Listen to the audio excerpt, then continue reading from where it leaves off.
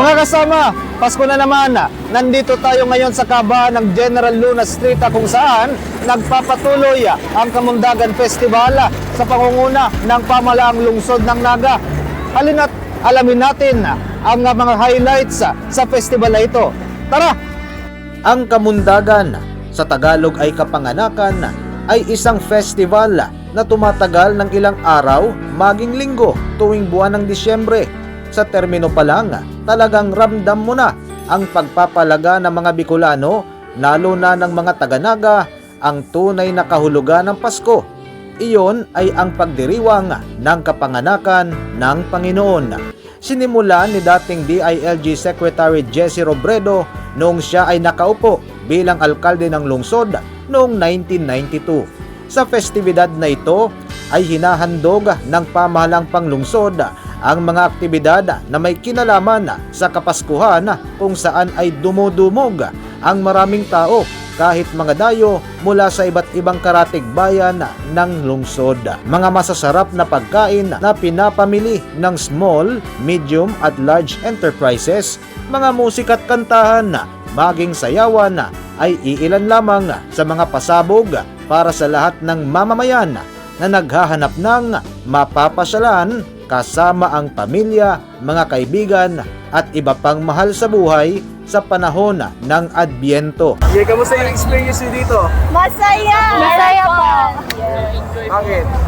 Kasi kuya, nakita niyo yung doon, rides doon, free yun, tapos ang taas. Maraming event! After those news na nakikita natin sa Patayan, like makikita nating maraming masayang tao dahil sa ginawang programa ni Ma'am Lenny. And like after ng prelims exam namin, after ng Hell Week,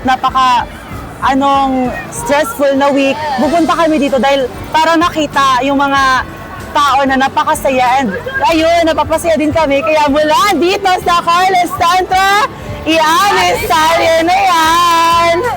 Ngayong taon, ibinibida din ng pamahalaang lungsod ang yaman ng kultura ng mga Bicolano na makikita sa visual na sining. Oops! Teka lang, there's more! Gusto mo ba ng libre?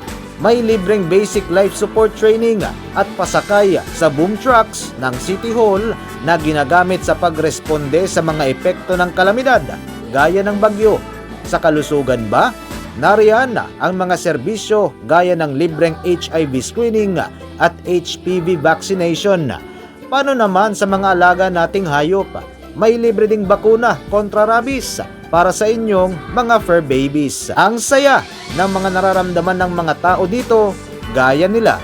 So yung nakikita natin ngayong gabi, punong-puno ng tao, gaya ng mga naunang Carles weekends, napakasaya naman. Kung pupunta ng Naga, sana ay makatulong para maging masaya at magkaroon din ng pagkakataong manalangin sa ating mga simbahan. At welcome po tayong lahat dito sa lungsod ng Naga. Marami mang kalamidad ang dumaan dito sa lungsod ng Naga gaya ng bagyo. Hindi nito mapipigilan ang muling pagdiriwang ng Pasko. Para sa RMN Paskong Pinoy 2025, mula dito sa lungsod ng Naga, Radyo Man Paulo Papa, Tatak, RMN.